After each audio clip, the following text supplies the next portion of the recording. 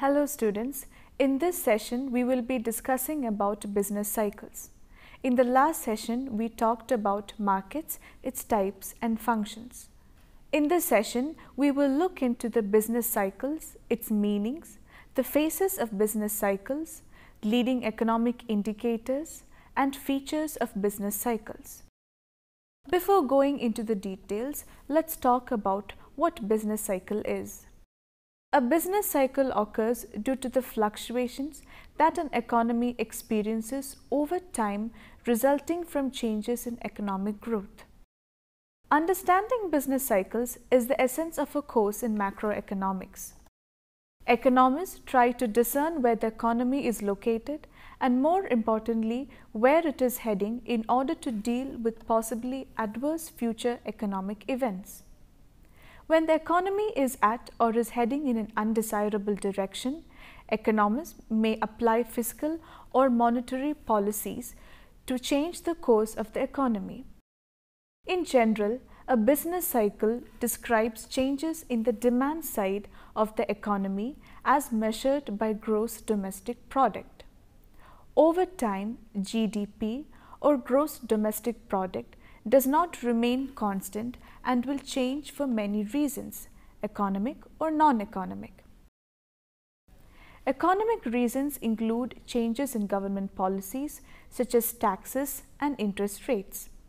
The non-economic reasons are too many to even consider listing, but it includes factors such as war, drought, natural and man-made disasters. Recessions are periods when the economy is shrinking or contracting. A recession is a significant decline in activity spread across the economy. They last more than a few months and is visible in industrial production, employment, real income and wholesale retail sales. A recession begins just after the economy reaches a peak of activity and ends as the economy reaches its trough. Between trough and peak, the economy is in the state of expansion. Expansion is the normal state of the economy. Most recessions are brief and they have been rare in recent decades. Let us now define what a business cycle is. The business cycle is a periodic but irregular up and down movement in economic activity measured by fluctuations in real gross domestic product or GDP and other macroeconomic variables. Market cycles and business cycles are related, but they both have distinct attributes. The market cycle refers to the ups and downs of the financial market, while the business cycles refers to the ups and downs of the overall economy. A business cycle is typically characterized by four different phases: recession, recovery, growth and decline that repeat themselves over time. Let's look at these phases of business cycles in a detailed manner. The business cycle starts from a trough, which is a lower point, and passes through a recovery phase followed by a period of expansion, upper turning point and prosperity. After the peak point is reached, there is a declining phase of recession followed by a depression. Again, the business cycle continues similarly with ups and downs. Business cycles are identified as having four distinct phases: expansion, peak, contraction and trough. Prosperity phase is also known as expansion or boom or upswing of economy. Recession phase starts from the prosperity to recession and it ends at the upper turning point. Depression phase is the contraction or downswing of economy. Recovery phase starts from depression to prosperity, which is the lower turning point. First, prosperity phase. When there is an expansion of output, income, employment, prices and profits, there is also a rise in the standard of living. This period is termed as prosperity phase. The features of prosperity phase are high level of output and trade, high level of effective demand, high level of income and employment, rising interest rates, inflation, large expansion of bank credit, overall business optimism, and a high level of marginal efficiency of capital and investment. Due to full employment of resources, the level of production is maximum and there is a rise in gross national product. Due to the high level of economic activity, it causes a rise in prices and profits. There is an upswing in the economic activity and economy reaches its peak. This is also known as the boom period. Next, expansion. Expansion or boom or upswing of economy. It is a speed up in the pace of economic activity. When there is an expansion of output, income, employment, prices and profits, there is also a rise in the standard of living. This period is termed as prosperity phase. Within the prosperity phase, there lies the peak, which is the upper turning point of a business cycle. This is also known as a boom period or prosperity period. The features of the peak are high level of output and trade, high level of effective demand, high level of income and employment, rising interest rates, inflation, large expansion of bank credit, overall business optimism, and a high level of marginal efficiency of capital and investment. Second, the recession phase. This turning point from prosperity to depression is termed as the recession phase. During a recession period, the economic activities slow down. When demand starts falling, the overproduction and future investment plans are also given up. There is a steady decline in the output, income, employment, prices, and profits. The businessmen lose confidence and become pessimistic. It reduces all sorts of investment. The banks and the people try to get greater liquidity, so credit also contracts. Expansion of business stocks and also the market falls. Orders are cancelled and people start losing their jobs. The increase in unemployment causes a sharp decline in income and aggregate demand. Generally, recession lasts for a very short period. Contraction or downswing of economy is a slowdown in the pace of economic activity. This is considered the turning point from prosperity to depression, also termed as recession or contraction phase. Generally, recession lasts for a very short period. Third, depression phase. When there is a continuous decrease of output, income, employment, prices and profits, there is a fall in the standard of living and depression sets in. The features of depression are fall in volume and output of trade, fall in income and rise in unemployment, decline in consumption and demand, fall in interest rate, deflation, contraction of bank credit, overall business pessimism, and a fall in marginal efficiency of capital and investment. In depression, there is underutilization of resources and fall in the gross national product. The aggregate economic activity is at the lowest, causing a decline in prices and profits until the economy reaches its trough, which is the lowest point. When there is a continuous decrease of output, income, employment, prices and profits, there is a fall in the standard of living. Trough. The lower turning point of a business cycle, where a contraction turns into an expansion, is known as trough.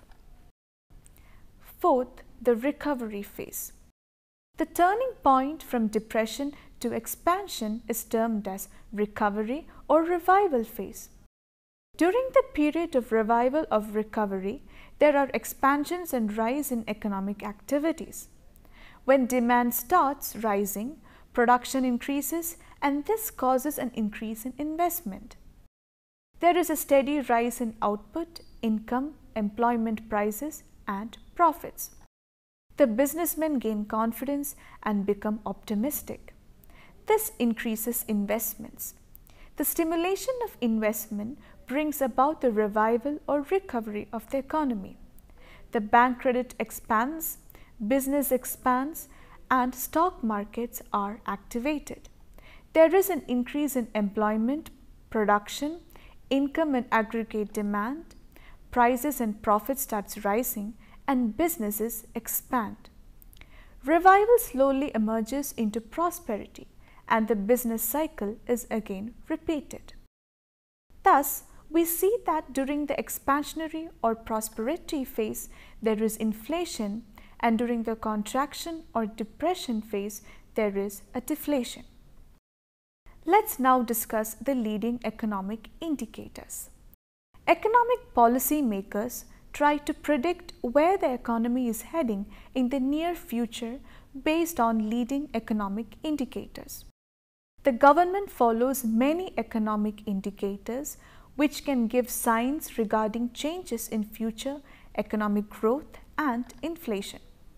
For example, as these economic indicators reach the danger zone, there is increasing likelihood that the economy is overheating and increasing the danger of rising inflation in the near future. These indicators, the unemployment rate, capacity utilization, commodity prices, changes in business inventories, and gains in worker productivity all help to give economics a picture of where the economy is going. Important leading economic variables that the government closely monitors include: first, the unemployment rate. In relation to full employment, on average, labor comprises roughly 2/3 of a total production cost for businesses. When the unemployment rate reaches and then falls below full employment, labor shortages build. As producers trying to expand production find new workers becoming increasingly scarce, they are forced to add costly overtime and offer higher wages to entice non-labor force members to work.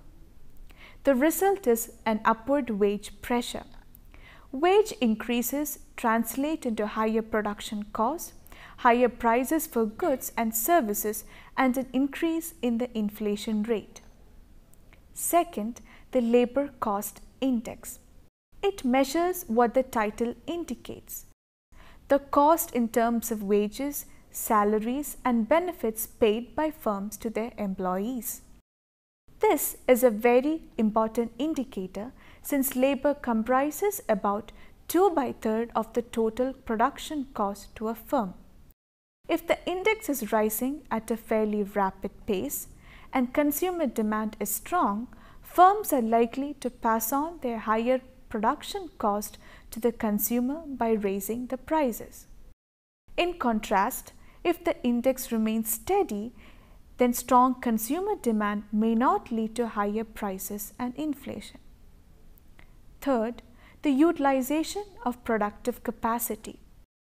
It is the capacity utilization which refers to the amount of physical capital available to firms that is in use. At any time, firms have a given stock of capital equipment such as machinery, office space, factories, computers, and telecommunications infrastructure which are available to assist workers in the production of goods and services. In the short run, a firm's industries or economy's capital stock is considered fixed, as it often takes a while to invest in additional capital equipment, especially when new office or factory space is required to increase output to meet growing demand. Fourth, commodity prices. As noted above, higher raw material and commodity prices are often passed on to the final product. Fifth, changes in business inventories. Rapid growth in demands for goods and services will deplete business inventories. As businesses increase production to meet additional demand and to rebuild inventories to desired levels, inflationary pressures may build. Of course, falling inventories can also be a sign of weak consumer demand. The trend has to be placed in the context of overall economic conditions. Sixth, worker productivity gains. Worker productivity refers to an output per worker, or how much of a good or service a worker produces during a given time period, for example, per hour or a day. As workers gain job experience, knowledge and skills, they become better at their jobs and their productivity improves. Increases in worker productivity helps to dampen inflationary pressures by decreasing production costs. Rates of change in worker productivity vary only slightly from year to year, and significant changes are due to long-run economic dynamics. We will now move on to the features of business cycles. Though different cycles differ in duration and intensity, they have some common features which will be explained. Firstly, business cycles occur periodically. Though they do not show same regularity, they have some distinct phases such as expansion, peak, contraction, or depression and trough. Further, the duration of cycles varies a good deal from a maximum of 2 years to a maximum of 10 to 12 years. Secondly, business cycles are synchronic. That is, they do not cause changes in any single industry or sector, but are all of embracing character. For example, depression or contraction occurs simultaneously in all industries or sectors of the economy. Recession passes from one industry to another, and chain reaction continues till the whole economy in the grip of recession. Similar process is at work in the expansion phase. Prosperity spreads through various linkages of input-output relations or demand relations between various industries and sectors. Thirdly, it has been observed that fluctuations occur not only in level of production but also simultaneously in other variables such as employment, investment, consumption, rate of interest and price level. Another important feature of business cycle is that investment and consumption of durable consumer goods such as cars, houses, refrigerators are affected most by the cyclical fluctuations. As stressed by J.M. Keynes, investment is greatly volatile and unstable as it depends on profit expectations of private entrepreneurs. These expectations of entrepreneurs change quite often, making investment quite unstable. Since consumption of durable consumer goods can be deferred, it also fluctuates greatly during the course of business cycles. Fifth, an important feature of business cycle is that consumption of non-durable goods and service does not vary much during different phases of business cycles. Past data of business cycles reveal that households maintain a great stability in consumption of non-durable goods. Sixth, the immediate impact of depression and expansion is on the inventories of goods. When depression sets in, the inventories start accumulating beyond the desired level.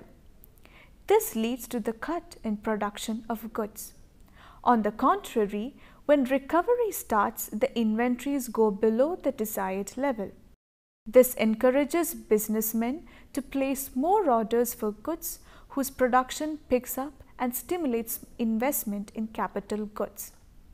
Seventh, another important feature of business cycle is profits fluctuate more than any other type of income.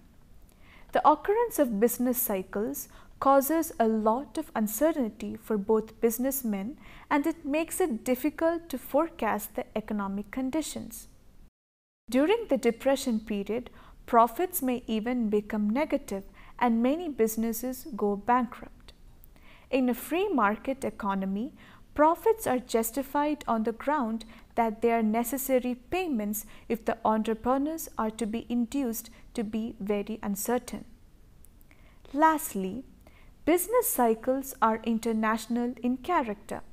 That is, once started in one country, they spread to other countries through trade relations between themselves.